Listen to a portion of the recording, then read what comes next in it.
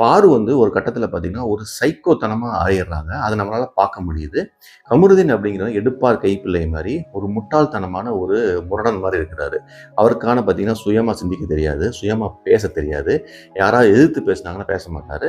So இந்த சர்க்கம்ஸ்டன்ஸ்ல ஒருத்தர் யாராவது பின்னோக்கி அவர் கீ குடுத்துட்டே இருந்தா தான் இயங்குவார். சுயமா சிந்திச்சு, சுயமா இயங்குற கெப்பாசிட்டி இல்லாத ஒரு முட்டாள் தான் வந்து கமருதீன்.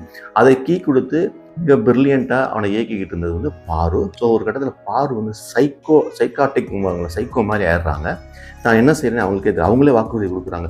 நான் இந்த வீட்டில் இருக்கிறது தகுதியான ஆள் கிடையாது, நான் போயிடுறேன் அப்படிம்பாங்க. ஸோ அவங்க ரியலைஸ் பண்ணுறாங்க. இதெல்லாம் வந்து இந்த அந்நியன் படம், சந்திரமுகி படத்துலலாம் வரும் இல்லையா, அந்த ஸ்பிளிட் பர்சனாலிட்டி மாதிரி அவங்க ஒரு கட்டத்தில் ஏதோ அவங்கள பற்றி யாராவது தப்பாக பேசிட்டாங்க, அவங்களுக்கு பிடிக்கல அப்படின்னா பயங்கரமாக ஸ்பிளிட் பர்சனாலிட்டி மாதிரி என்ன செய்யணும் அவங்களுக்கு பைத்தியம் முடிச்சது அவங்களுக்கு. அதான் சைக்கோன்னு சொன்னேன். ஸோ இந்த மாதிரி ஒரு கேரக்டரைசேஷன் வரும்போது இதை கேமை தாண்டி ஒரு ரொம்ப சீரியஸாகவும் ஒரு கட்டத்தில் வந்து கோ கண்டஸ்டன்ஸ் எல்லாமே